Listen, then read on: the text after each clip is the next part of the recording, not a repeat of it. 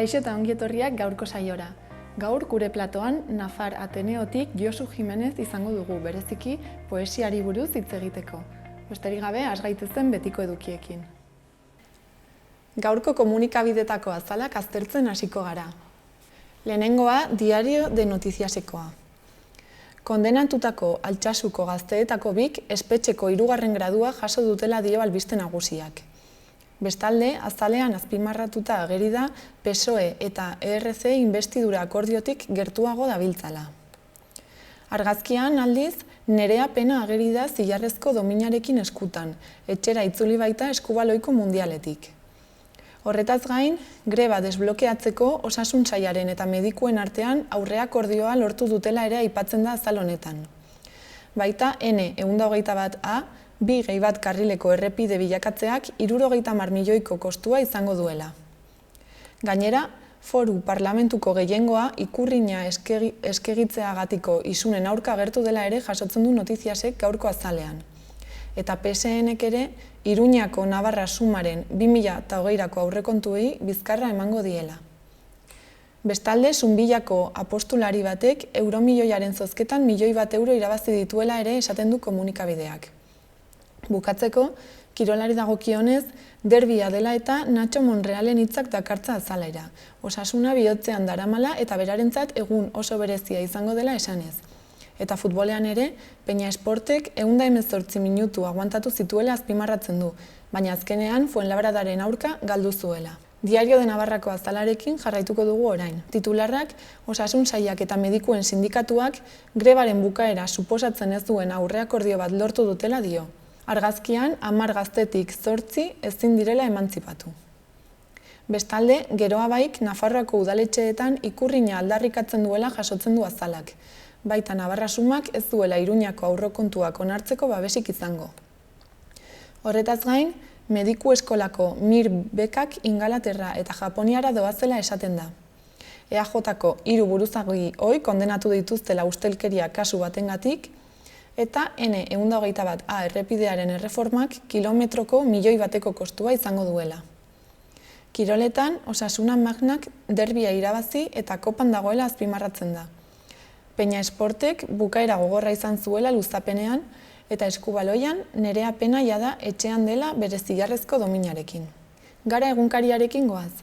Albiste nagusian EAJko kargu hoientzat ustelkeria leporatuta 13 urterainoko kondenak ebatzi direla esaten da.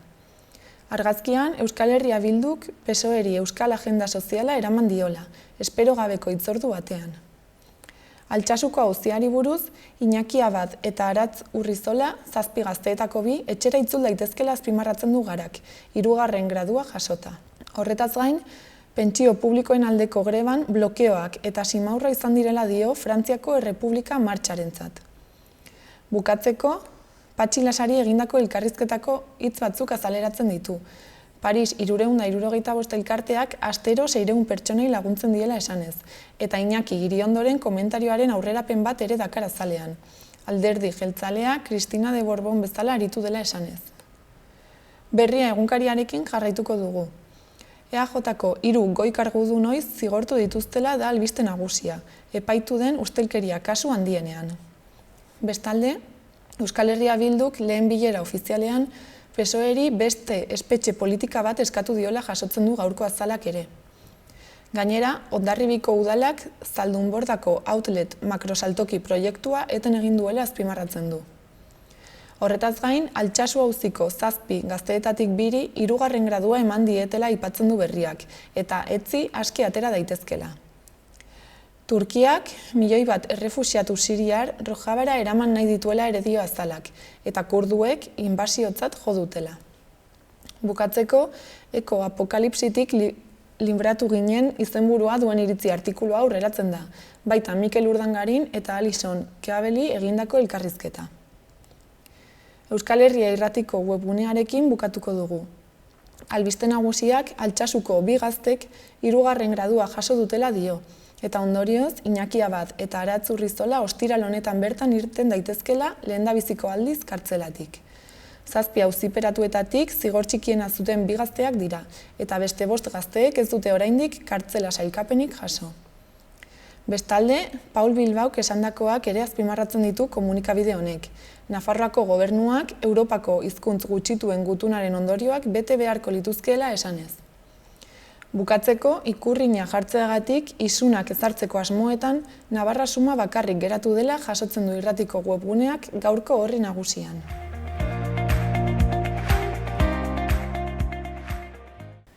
Gaurko eta biharko eguraldiaren iragarpena ikusiko dugu. Gaurtik hasita, hurrengo egunetan hego haize zakarra izango da protagonista. Atlantikoan kokatuko den Elsa deituriko borraskak hego haize zakarra eragingo du. Goizean, haizea indarra hartuz joango da, eta boladaka oso gogor joko du, batez ere haizeguneetan. Gainerako lekuetan ere, tarteka gogor joko du. Haize honekin, zeru gaina nahiko garbi agertuko da, eta ostarte politak gailenduko dira. Arratsalde erditik aurrera, hodeiguneak ugarituz joango dira. Temperatura dezente igoko da, eta kostaldean 17-18 gradura gerturatuko dira maksimoak, eta barnealdean balio baxuagoetan geldituko dira, 12 eta 14 gradu artean. Bihar, abenduaren 19, osteguna, hego haizea bazterrak astinduz eta zeruan hodeiak nagusituko dira. Haizeak gogor joko du hegotik, eta ufadarik gogorrenak arratsalde erditik aurrera espero dira. Haize boladek 100-110 km/orduko abiadura gaindituko dute haizeguneetan, eta gainerako lekuetan 70-80 km/orduko inguruko ufadak izan ditzakegu. Zerua asteazkenean baina lainotuago agertuko da, eta baliteke leku batzuetan euri zarrastadaren bat botatzea, probabilitate handiagoarekin mendebaldean.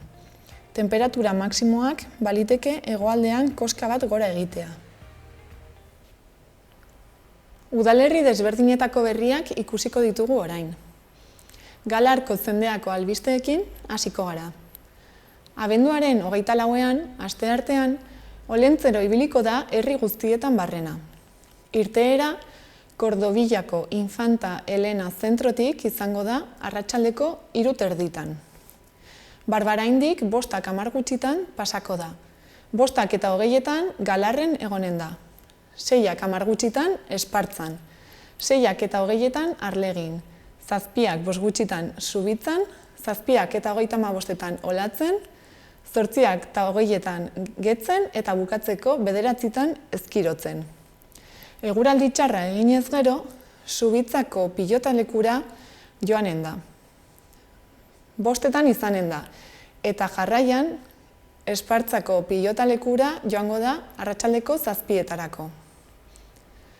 Horretaz gain, abenduaren 26ean, ostegunean, Gabonetako zinema egongo da Golem Lamorean. Erroldatuek 4 euro ordaindu beharko dituzte, eta erroldatuta ez daudenek 6. Izena, Kultura, Euskara eta Kirol batzordeko kideei eman beharko zaie.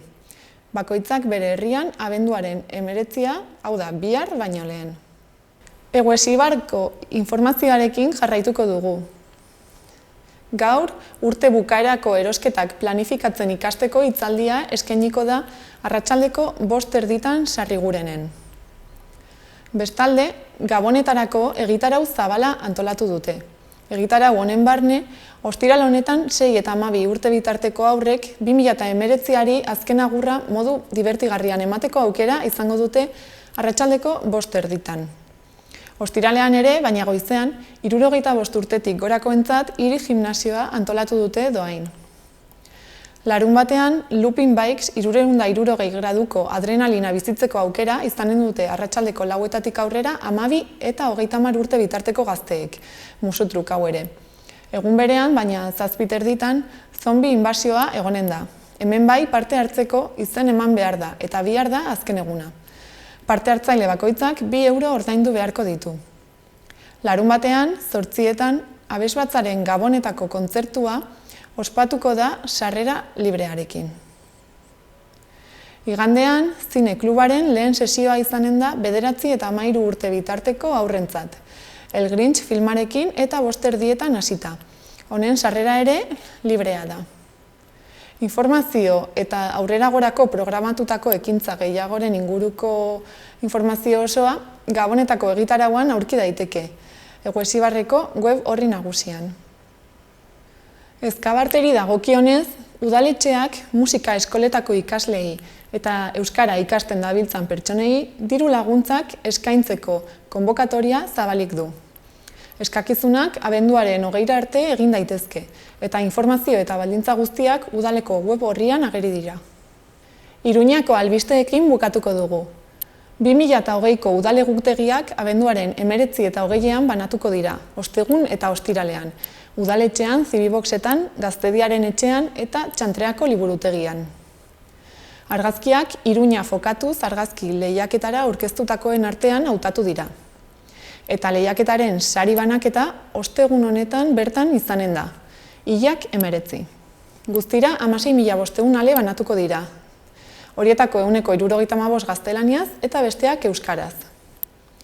Bestalde, Iruñak 80 jarduera baino gehiago ospatuko du Eguberria. Baita hiriko erdigunean izanen diren jolas lekuez, Eguberriko azokaz eta bestelako argiak bideoarte jaialdiaz ere.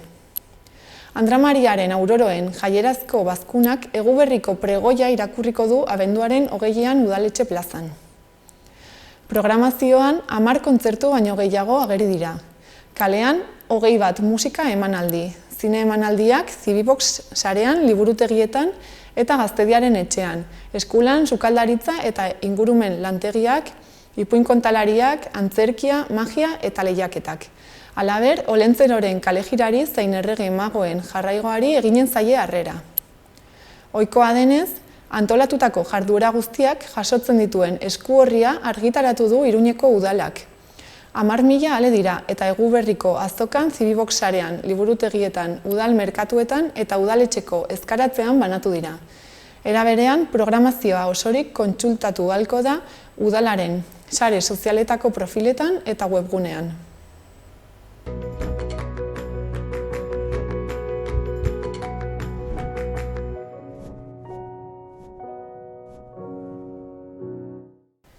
Gaurko eguneko efemerideak ikustera pasako gara. 1737ko abenduaren 18an Antonio Stradivari biolin egile italiarra hil zen. Egun berean, baina 1878 urtean, Josef Stalin buruzagi sovietarra jaio zen. 1946ko abenduaren 18an gainera, Steven Spielberg Ameriketako Estatu Batuetako zinema zuzendaria jaio zen. Eta bukatzeko, gaurko egunez 1973 urtean, Brad Pitt aktore estatubatuarra jaio zen.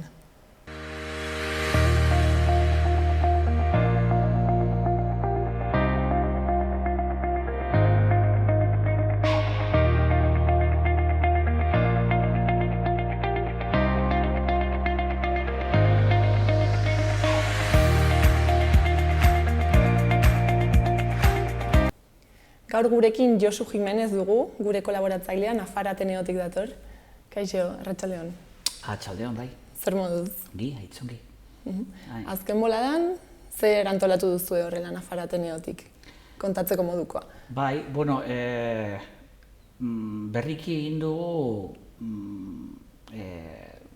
ekitaldi berezi bat. Ekitaldi berezi bat, Jon Barberena zenari omenaldi egin diogulakoz. Jon Barberena irailean bat-batean hil eta hutsune handia utzi zuen, ez? Hainbat eta hainbat esparrutan. Ez bakarrik bertsolaritzaren munduan, baizikan baita poesia munduan ere, ez? Bera bertsolaritzaren mundutik zetorren arren, azken urte hauetan poesiari emana bizi zen, eta gure irudikoz, Jon Barberenaren poesia agian ez da behar bezain beste ezautzen. Jon ibili zen idazle eskolan, Bergarako Uneden eskolak ematen dire larumatetan, eta bertan egon zen, graduondokoa egin zuen bertan, eta Bergarako eskolakoen ekimenez, Jon Barberenari omenaldi bat antolatu genion, gurekin jarri ziren kontaktuan, eta orduan idazle eskolaren eta Nafar Ateneoaren elkarlanaren ondorioz, iraganden larunbatin omenaldi xume bat egin genuen, baina politaskoa, ez? bertsolaritzak ere izan zuen bere tartea, Julio Soto txapeldunak bertso hunkigarri batzuk bota zituen, eta polita izan zen, Jon Barberenaren liburu batetik, izoztu zitzaigun negu ura izeneko liburutik ateratako poemak irakurri genituen. Izan ere, izoztu zitzaigun negu ura poemarekin irabazi zuen Iruña hiria izeneko saria, Iruñeko udalaren eta Nafarroateneoaren elkarlanean egiten den sariketa da, eta liburu hori benetan izan zen lehenbiziko edizioa, eta oso liburu polita, eta profitatu genuen irakurtzeko Jon Zenaren poemak, eta oso polita izan zen, oso gustora. Merezitako omenaldia, xumea badarik ere, baina batez ere, poesiaren alorrean agian ez delakoz behar bezain ezaguna, ez? Eta nik uste dut merezi duela, zen benetan oso poemario politak egin zituen, 2 liburu ditu nik dakidanez Jonek, lehenbizikoa izan zen izoztu zitzaigun negura, eta justu duela urtebete, garai honetan irabazi zuen Mungiako udalak antolatua Lauaxeta saria. Orduan, 40 urte baizik ez zituela, eta ja 2 sari eder, tamalez, maleruski joan zaigu, eta utzi du utxune handia. Baina jendeak ezagutu beharreko. Bai, oso poesia hunkigarria, eta erraza irakurtzen, eta eskerroneko poesia, ez? Behin baino gehiagotan irakurtzera deitzen duen poesia. Eta zuek duzue poesia talde bat, ez? Nafarroateneoan? Bai. Hori dela eta sortu zen igual. Bai, Jon Barberena joan zaigun bezala duela justu 10 urte, beste gazte bat ere joan zitzaigun, Jose Mel Bidador, eta bitxia da ikustea, ez? Euskararen munduan proiekzio handiko edo potentzialidadea handiko pertsona lagun batzuk nola joan diren gazte hilik, ez? Hori maleruski ala gertatu zaigu, ez? Jose Mel Bidador dantzaria, ikerlaria eta poeta ere bazen, Utxianeko Azkurri izeneko liburua Pamilaren eskutik argitaratua, eta Iruñan baziren bertze talde batzuk, Iruñan baziren bertze irakurle talde batzuk, anitz izan ere, baina poesia talderik etzen. Saiakerak lantzeko talderen bat bada Katakaken, baina poesia lantzeko talderik etzen. Eta ez dago Euskal Herri osoan. Eta, Iruñan eta Nafarroan bada jendea poesia idazten duenik. Seguru baiet. Haunitz. Eta, zergatik ez egin poesia talde bat, ez? Eta Nafarroateneoaren Nabaroan, badaramagu ja urtebete, eta euskarazko poesia lantzen dugu bereziki, eta egiten duguna da, hilabetean behin biltzenka, eta hilabete batean lantzen dugu euskarazko olerkari bat, eta bertzean euskarara ekarritako poeta bat, ez? Horra adibidez, duela gutxi Castillo Suarezen poemario bat aukeratu genuen, urtebetetze festa zuzen ere, eta hori aitzakia da, Castilloren bertze poema batzuk ere, eta bertze liburu batzuk ere irakurtzeko, eta gutariko bat ekartzen du egilearen gaineko autobiografia txiki bat prestatzeko ardura, eta baita liburuan gaineko hainbat iruzkin, eta polita. Eta idaztera animatzen dituzu edo? Bai. Irakurtzea eta idaztea txanporraren beraren 2 alderdiak dira, ez? Orduan, jendeak ere, bere poematxo txikiak idazten ditu, edo hondiak. Erakusten ditu?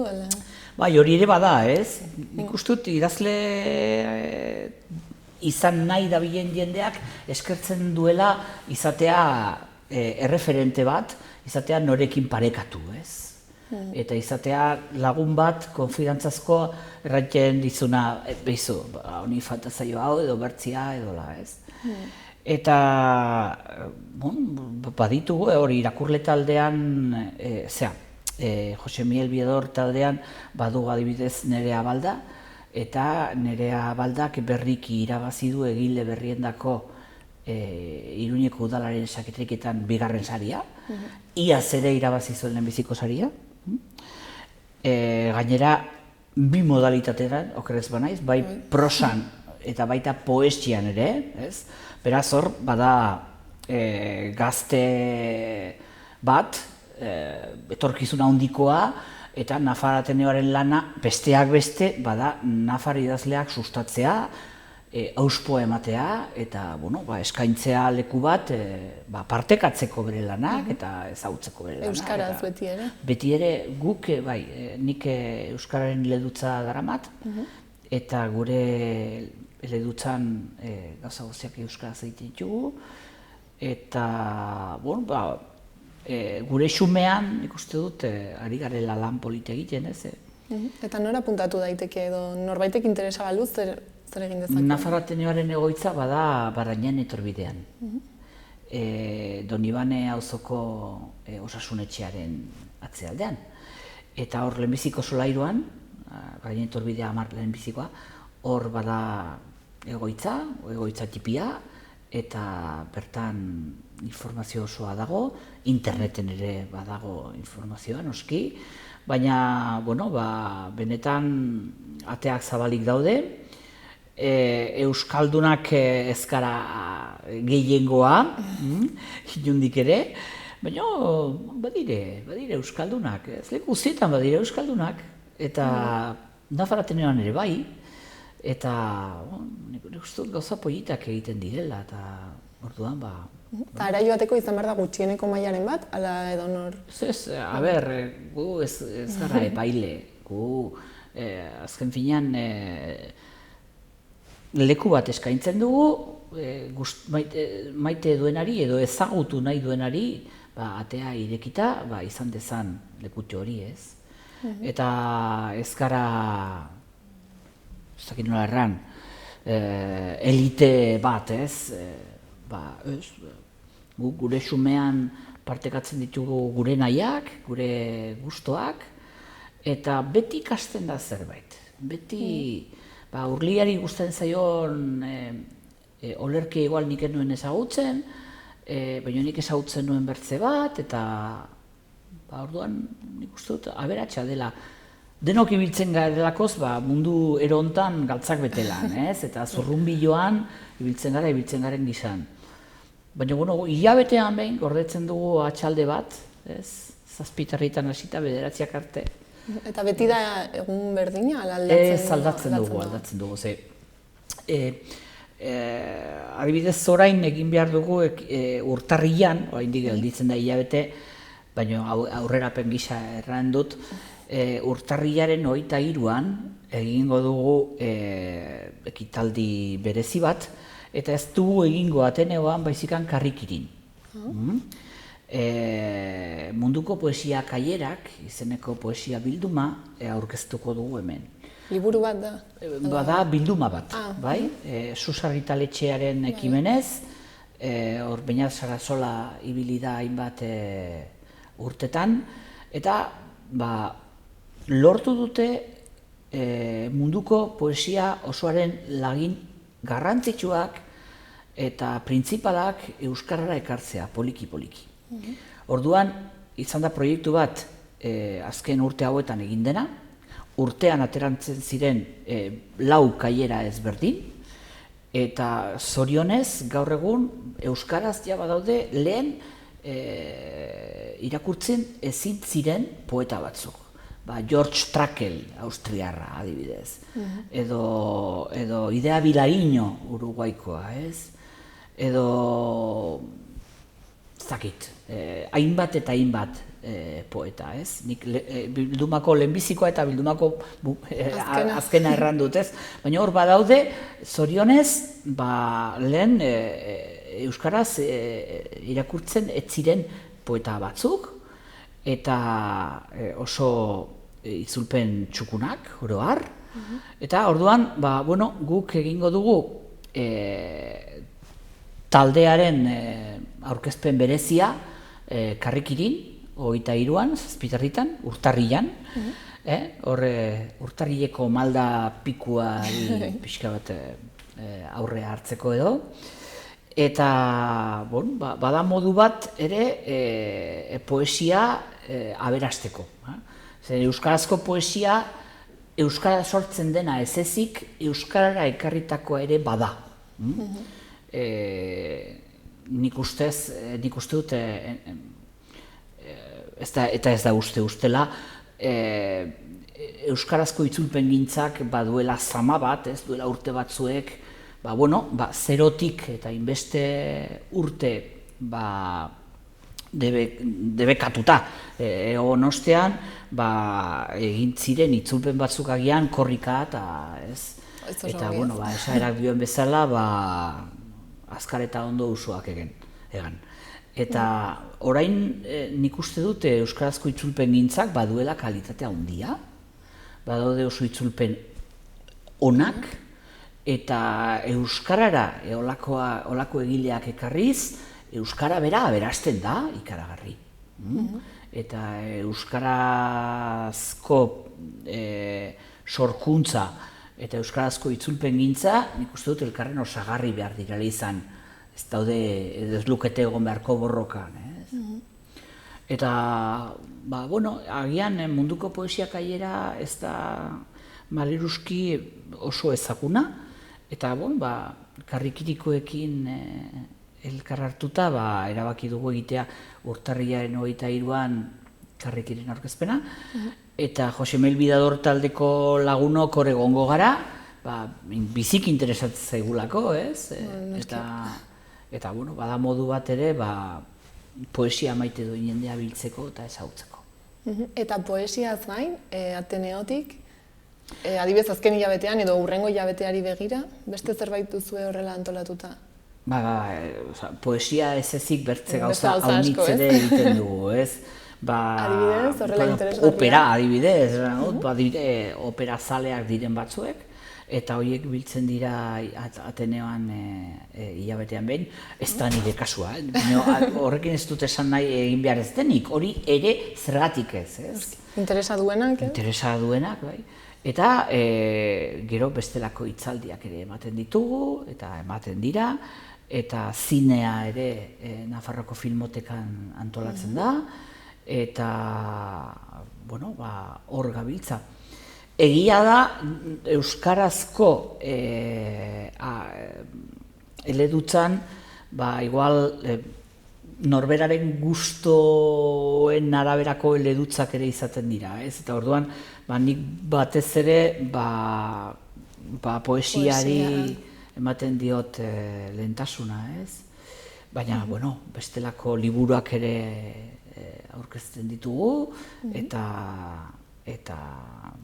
bada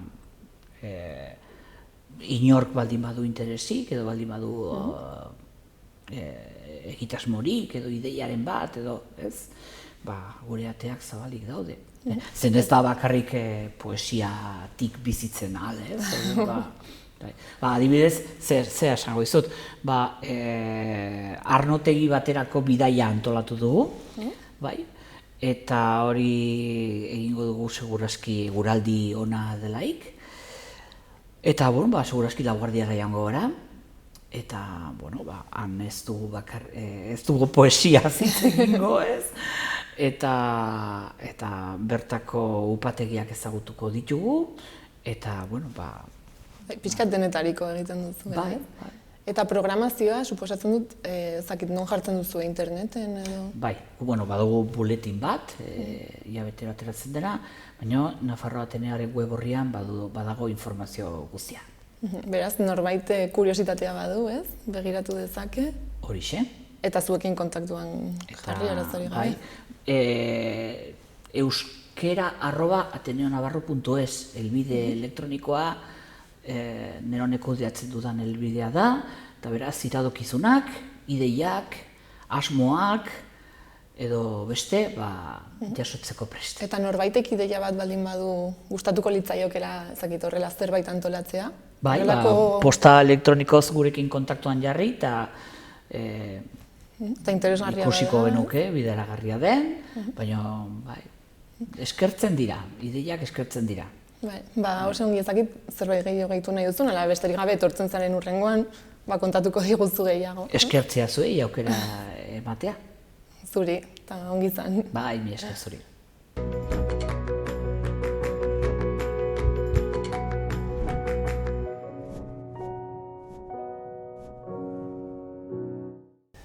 Goazen orain aste hontako agenda errepasatzera. Gaur arratsaldeko 6etan ipuin kontaketa egongo da Zibikanen, Pontxaren istorio eroak izenburuarekin eta Jaione Urtasunen eskutik.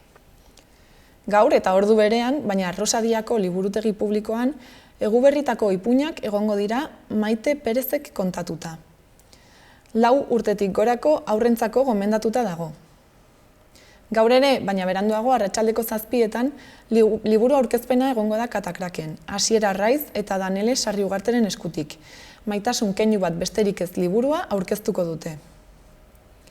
Bihar, San Francisco liburutegi publikoan, ipuin kontalaria egongo da arratsaldeko 6etan, euskaraz, 4 urtetik gorako haurrentzat.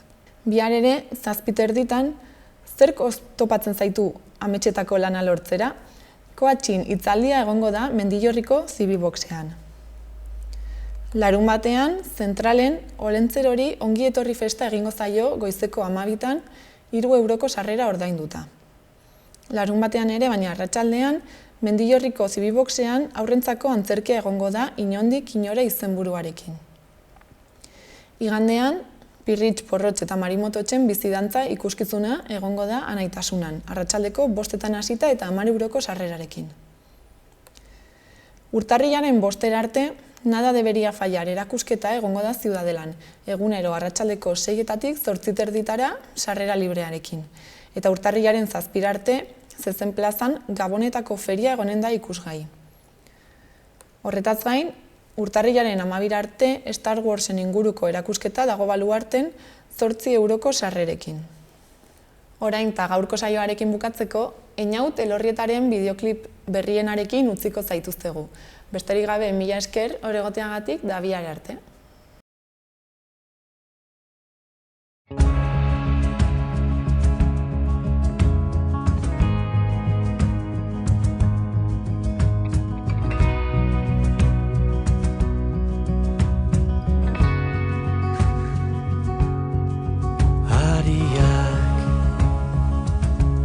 Gurasoen ariak, alabearrarenak, norbere gorputzarenak, ariak, lagun minen ariak, behaz topatzeko modu luzeak eta bizitza. Ariak egokitzen, ariei kasu egiten, ariekin korapilatzen.